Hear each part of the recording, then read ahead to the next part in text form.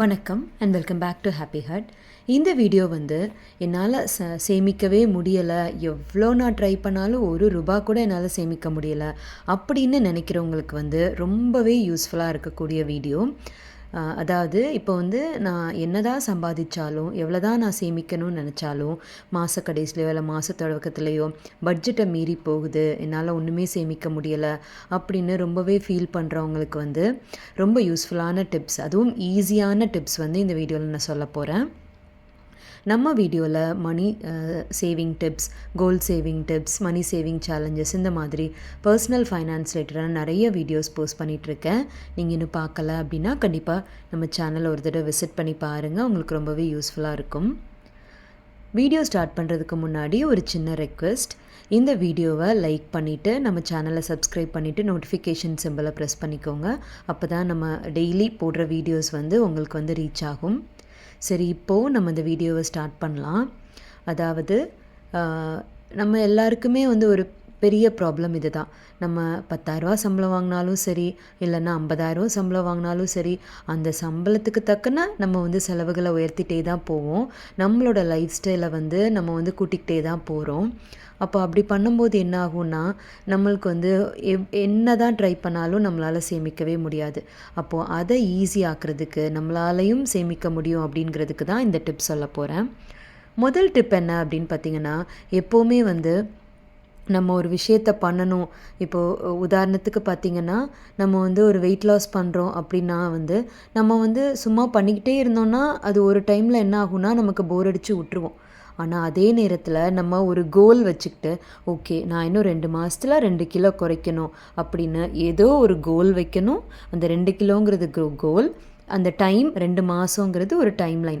இதெல்லாம் வச்சாதான் நமக்கு அதை நோக்கி ஓடுறதுக்கான ஒரு மோட்டிவேஷன் நமக்கு இருந்துக்கிட்டே இருக்கும். அப்போது அது மாதிரி மணி சேவிங்க்குமே நம்மளுக்கு ஒரு கோல் இருக்கணும். அதாவது கோல்னால் என்ன, நம்ம எல்லாருக்கும் இருக்கிறதா.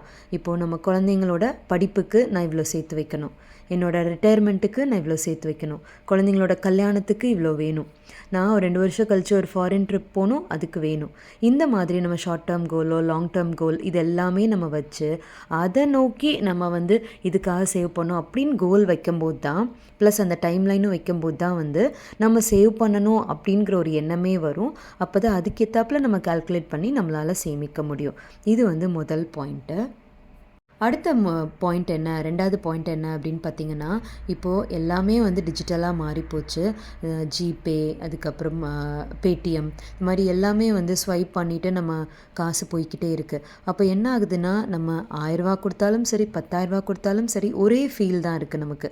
அந்த காசோட வேல்யூ நமக்கு கண்ணால் பார்த்தா தான் நமக்கு தெரியும். நம்ம டக்கு டக்குன்னு ஸ்வைப் பண்ணி போகிறதுனால நமக்கு எவ்வளோ யூஸ் பண்ணுறோம், எவ்வளோ காலி ஆகுது, எவ்வளோ பேலன்ஸ் இருக்குது, எதுவுமே தெரியாமல் போயிடுது.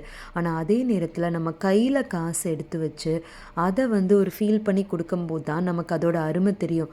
ஓ, இதுக்கு 2,000 நான் செலவழிக்கிறேன்னா, ஓ இதுக்கு 4,000 போகுதா அப்படின்னு நினைக்கும் போது நம்மளோட செலவுகளை குறைக்கணும் அப்படிங்கிற நம்மளுக்கு ஒரு எய்ம் வரும். அதனால மேக்ஸிமம் முடிஞ்ச வரைக்கும் நம்மளால் தவிர்க்க முடியாத இடங்களை விட்டுறலாம்.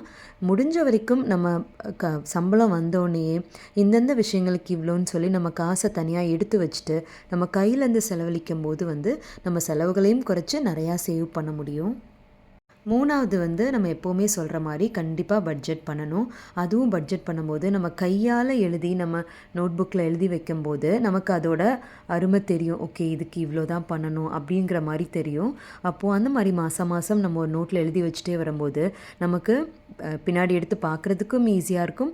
அதே நேரத்தில் நம்மளால் அந்த பட்ஜெட் உள்ள இருக்கிறதுக்கும் நமக்கு வசதியாக இருக்கும். அடுத்தது 4வது விஷயம் என்ன அப்படின்னு பார்த்தீங்கன்னா, செலவு பண்ணுறது. இப்போது செலவு பண்ணுறதுக்கு நம்மளுக்கு நிறைய மெத்தட் நம்மளுக்கு தெரியும். ஒன்று 50-30-20, அதாவது 50% ஆஃப் த இன்கம் நம்ம எசென்ஷியல்ஸ்க்கு வச்சுக்கணும், 30% நம்மளோட சந்தோஷங்களுக்கு அல்லது ஷார்ட் டேர்ம் கோல்ஸ்க்கு வச்சுக்கணும், 20% கண்டிப்பாக சேவிங்ஸ் வைக்கணும். இந்த மாதிரி நம்ம ஒவ்வொரு மாதமும் கரெக்டாக ஃபாலோ பண்ணிகிட்டே வந்தோன்னா அசால்ட்டாக அந்த 20% நம்மளால் சேவ் பண்ண முடியும். இல்லை மற்ற மெத்தட்ஸும் இருக்குது. 6 ஜார் மெத்தட் அப்படின்னு ஒன்று இருக்குது, முன்னாடியே நான் வீடியோ போட்டிருக்கேன். இப்போ ரீசெண்டாக கக்கேபோ மெத்தட், ஒரு ஜாப்பனீஸ் மெத்தடும் போட்டிருக்கேன். இதெல்லாம் பார்த்து நம்ம கரெக்டாக நம்ம செலவுகளை வச்சுட்டே இருந்தோன்னா நம்மளால் மாதம் கன்சிஸ்டண்ட்டாக ஈஸியாக சேவ் பண்ண முடியும். அடுத்ததா 5வது டிப் என்ன அப்படின்னு பார்த்தீங்கன்னா, இந்த செலவுகள்லாம் முடிச்சதுக்கப்புறம் இந்த மாச கடைசில நம்ம ஹஸ்பண்ட் அண்ட் ஒய்ஃப் சேர்ந்து உட்காந்து நம்ம என்ன பண்ணோம் அப்படின்னா, இந்த செலவுகள நம்ம நோட் பண்ணி வச்சிருப்போம்ல, அதில நம்ம எவ்வளோ செலவழிச்சிருக்கோம், நம்ம ஆக்சுவலா எவ்வளோ செலவழிக்கணும்னு நம்ம பட்ஜெட் பண்ணியிருந்தோம், இதில எதெதெல்லாம் வந்து தேவையில்லாத செலவுகள், அதுக்கப்புறம் இதில எதை நம்ம அடுத்த மாதம் அவாய்ட் பண்ண முடியும். இந்த மாதிரி இந்த 4 விஷயங்களை நம்ம ரிவ்யூ பண்ணி நம்ம எழுதி வச்சாலே வந்து ஓகே இத்தனை ஆயிரங்கள் வந்து நம்ம தேவையில்லாமல் போயிருக்கு, இத்தனை ஆயிரங்கள் நம்ம அதிகமாக செலவழிச்சிருக்கோம், இத்தனை ஆயிரங்களை வந்து அடுத்த மாதம் நம்ம குறைச்சிக்க முடியும் அப்படின்னு பார்க்கும்போது நம்மளால் அது அடுத்த மாதம் அதை இம்ப்ளிமெண்ட் பண்ணிங்கன்னா நிறைய நம்மளால் சேவ் பண்ண முடியும். இதை கண்டிப்பாக ட்ரை பண்ணி பாருங்கள். அடுத்தது 6வது விஷயம் என்ன அப்படின்னு பார்த்தீங்கன்னா, இப்போது நம்மளுக்கு வந்து இந்த மெயின் வருமானம் தவிர மற்றபடி சைடு இன்கமும் எப்படி எப்படி ஜென்ரேட் பண்ண முடியும் அப்படின்னு பார்க்கணும். இதுக்காகவும் நம்ம சேனலில் வந்து நான் வீடியோ போட்டிருக்கேன், எப்படி எப்படி சைடு இன்கம் வாங்குறது அப்படின்னு. அந்த மாதிரி என்னென்ன ஆப்ஷன்ஸ் இருக்குது அப்படின்னு பார்த்து நம்ம ட்ரை பண்ணணும். உதாரணத்துக்கு பார்த்தீங்கன்னா, இப்போ நம்ம ஒர்க் பண்ணுற கம்பெனிலே வந்து ஓவர் டைம் வந்து இருந்ததுன்னா அந்த வேலை பார்த்து நம்ம சம்பாதிக்கலாம். இல்லைனா பார்ட் டைமில் வேறு ஏதாவது ஜாப் பார்த்து சம்பாதிக்கலாம்.